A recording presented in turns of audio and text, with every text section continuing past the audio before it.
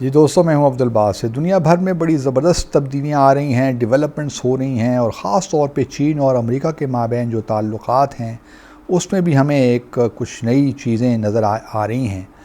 और लगता कुछ यूँ है कि अमेरिका ने अब ये रियलाइज़ कर लिया है कि इस ग्लोबलाइज्ड वर्ल्ड में जहाँ पे इंटरडिपेंडेंस है, इकनॉमिक एक ग्लोबल सप्लाई चेन है, तो इन सारी चीज़ों को सामने रखते हुए अमेरिका के लिए मुमकिन नहीं है कि अपने ताल्लुकात को चाइना के साथ बिल्कुल ख़त्म कर दे, अपने आप को डीकपल कर दे चाइना से।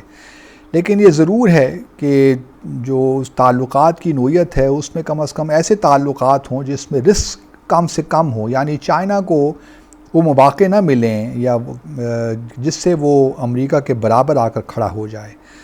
तो अब ये एक जो सफ़र है from decoupling to derisking, ये बड़ा इम्पॉर्टेंट सफ़र है, क्योंकि देखिए कोल्ड वॉर का ज़माना तो है नहीं कि सोवियत यूनियन एक तरफ और वेस्टर्न ब्लॉक एक तरफ और आयरन कर्टन बीच में, ये वो ज़माना तो नहीं है। ये ग्लोबलाइज्ड वर्ल्ड है जिसमें गो के ताल्लुकात में जहाँ कन्फ्रंटेशन है वहाँ पे एक कोऑपरेशन भी चाहिए आपको। तो अब मेरे ख़्याल में अमेरिका ने ये रियलाइज़ कर लिया है, क्योंकि जो फरवरी में एंटनी ब्लिंकन जो सेक्रेटरी ऑफ स्टेट हैं अमेरिका के, उनका दौरा होना था चीन का, उस वक्त मुलतवी हो गया था। वो जो बलून का एक किस्सा चला था अमेरिका में उसको लेकर, और अब फिर ये कल 18 जून को सेक्रेटरी ब्लिंकन चीन का दौरा कर रहे हैं। इससे पहले हमें याद है कि शंग्रीला सिक्योरिटी कॉन्फ्रेंस हुई थी सिंगापुर में इस माह के शुरू में। तो वहाँ पे अमेरिका के सेक्रेटरी डिफेंस ने इस ख्वाहिश का इजहार किया था कि वो अपने जो चीनी हम मनसब में उनसे मुलाकात करें, लेकिन चीन ने वो मुलाकात देने से इनकार कर दिया। लेकिन अब सेक्रेटरी ब्लिंकन के जाने से देखते हैं कि क्या हालात किस जानिब जाते हैं।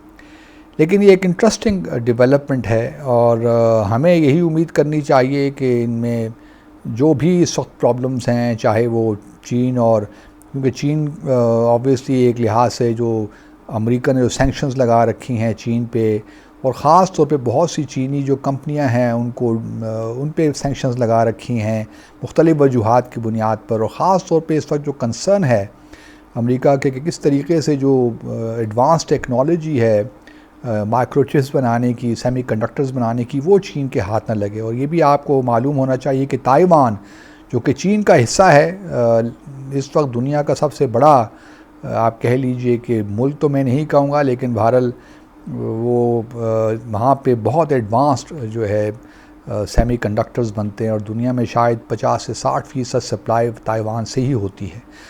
और ताइवान में भी हमने देखा कि पिछले साल और इस साल भी बल्कि कितनी टेंशन रही। और तो ये चीज़ें अब थोड़ी बहुत भारत अमेरिका को रिकंसिडर करनी पड़ेंगी अगर वो चाहता है कि चीन के साथ जो टेंशन है इस वक्त वो ख़त्म हो। फिर अमेरिका से ये भी तो एक गलती हुई कि जो पहले शुरू में सदर बाइडन ने कोशिश की कि किस तरीके से रूस को चीन से अलग किया जाए। उस एक मीटिंग भी उन्होंने की, समिट मीटिंग प्रेसिडेंट पुतिन के साथ जेनीवा में, लेकिन उसका खातिर ख्वाह कोई नतीजा नहीं निकल सका।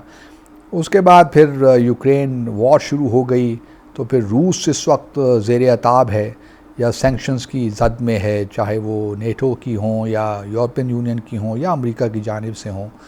तो इस लिहाज से मैं देखता हूँ कि चाइना एक लिहाज से इमर्ज किया है। चाइना इस वक्त आप देखिए ना, जहाँ उसने ईरान और सऊदी अरब के दरमियान पैचअप करवाया है। अभी फ़लस्तीन के सदर महमूद अब्बास वो विज़िट कर रहे हैं चीन का, इस तरह बिल गेट्स भी विज़िट कर रहे हैं चीन का, और अब सेक्रेटरी ब्लिंकन भी जाएंगे चीन।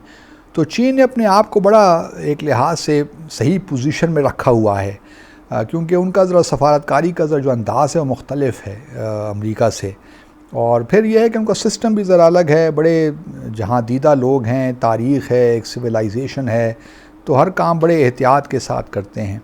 दूसरी तरफ हम ये भी देख रहे हैं कि अभी बल्कि मैं देख रहा था भारत के जो मिनिस्टर फॉर एक्सटर्नल अफेयर्स हैं एस जयशंकर, उनका एक इंटरव्यू चल रहा था कहीं, तो वो ये कह रहे थे कि आप क्या तवक्को रखते हैं हमसे कि चाइना जो हमसे बहुत बड़ी इकॉनमी है हम उस पर हमला कर दें। ये तो हो नहीं सकता।